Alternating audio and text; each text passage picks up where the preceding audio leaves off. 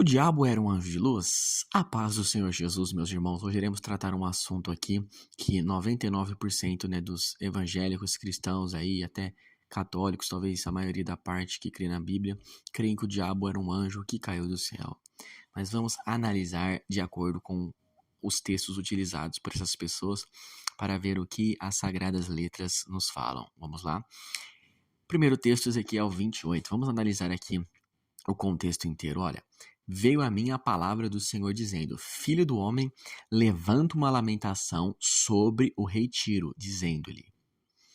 Aqui ele começa a entregar a profecia ao profeta Ezequiel, mas para quem? Está falando sobre o diabo? Não. Aqui ele começa falando aqui em cima, sobre o rei Tiro. E aqui ele começa a usar umas palavras que as pessoas subentendem como Satanás. Olha, estivesse no Éden, jardim de Deus, de toda a pedra preciosa era a tua cobertura, sardônia, turquesa. No dia em que foste criado foram preparados, tu eras o querubim ungido, ungido para cobrir. Eu te estabeleci no monte santo de Deus estavas. Perfeito eras os teus caminhos desde o dia em que foste criado. Certo, aqui ele começa a falar do pecado e as pessoas entendem. Olha, quem estava no Éden era Satanás, era a serpente. Mas será que era só Satanás que estava no Éden? Qual foi o primeiro homem que Deus criou? E aonde que Deus colocou esse homem? Não foi Adão? Vamos analisar aqui um pouco mais a palavra. Olha, veja Gênesis 2,15. E tomou o Senhor Deus o homem e o pôs no jardim do Éden para o lavrar e o guardar. Veja, Deus colocou o homem para lavrar e guardar o jardim do Éden. Veja também depois da queda do homem, Gênesis 3,24. E havendo lançado fora o homem, pôs querubins ao oriente do jardim do Éden e uma espada inflamada que andava ao redor para guardar o caminho da árvore da vida. Então veja, vamos voltar aqui um pouco em Ezequiel para compreendermos. O homem foi colocado para guardar o jardim do Éden. Então, Adão, ele era considerado, era aquele, obviamente, que estava no Éden, era considerado o querubim ungido para cobrir, e não Satanás. Tanto é que depois que Adão é expulso do jardim, o Senhor coloca o que ali que a gente lemos? Querubins ao oriente do jardim do Éden, para guardar. Então veja, Adão, ele é, numa figura de linguagem, considerado um querubim aqui, né? Tanto é que depois o Senhor coloca um querubim ali para guardar. Então aqui, ele não está falando de Satanás.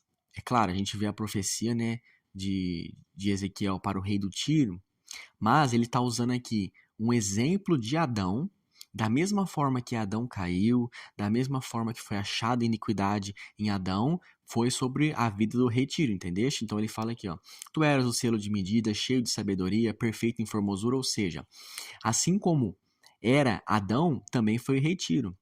Mas aqui a gente vê, né, a simbologia falando de Adão, mas a profecia em si era para o rei Tiro, usando o exemplo da queda do homem. Estiveste no Éden, tu eras o querubim ungido, então acaba não ficando dúvida esses versículos, correto? Outro texto também bastante utilizado, Isaías 14, né? Pegamos ali o versículo 4 primeiro. Então proferirás este provérbio contra o rei da Babilônia. Veja, aqui ele começa a falar para quem? Para Satanás? Não, para o rei da Babilônia. Versículo 12 ao 22, né? Como caíste do céu, ó estrela da manhã, filha da alva, foste cortado por terra, e tu dizias no teu coração, eu subirei ao céu. Então aqui, tá falando de Satanás? Não. Veja esse versículo aqui, ó. E os que te virem te contemplarão e considerar-te-ão e dirão, é este o homem que fazia estremecer a terra e que fazia tremer os reinos? Aí eu faço uma pergunta para todos, Satanás é homem? Que eu saiba não, Satanás é um ser espiritual.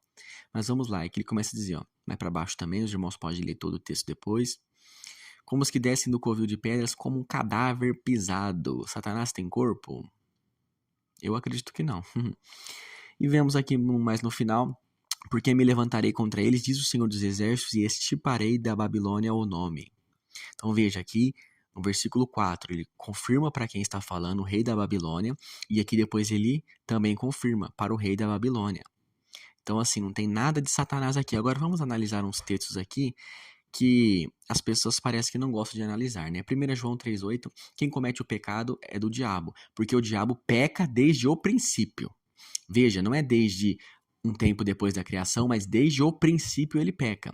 João 8,44. Vós tendes por pai o diabo, e quereis satisfazer os desejos do vosso pai. Ele foi homicida desde o princípio, e não se firmou na verdade. Veja, se o diabo fosse um anjo de luz, como as pessoas proferem aí por aí, ele cantava no coro celestial, e a quarta parte dos anjos caiu com ele, mas veja, ele foi homicida desde o princípio. Ele peca desde o princípio e não se firmou na verdade. Nunca houve verdade nele. Agora, será que esses outros versículos aqui as pessoas conhecem?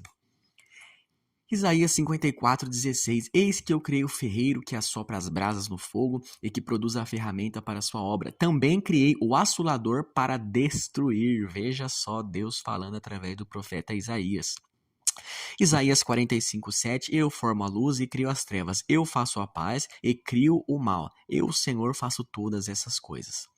Satanás foi criado por Deus para cumprir o seu papel e ele cumpre muito bem. O homem que muitas vezes não cumpre, né? Deus criou, né, os animais, a natureza para louvar o seu nome. Tudo quanto tem fôlego louve o nome do Senhor, e a natureza louva o nome do Senhor, os animais. Satanás cumpre o seu papel bem, que é o de assolador, mas o homem muitas vezes para adorar a Deus não cumpre esse papel, né? Muitas pessoas falam, mas se Deus é bom, por que ele criou Satanás?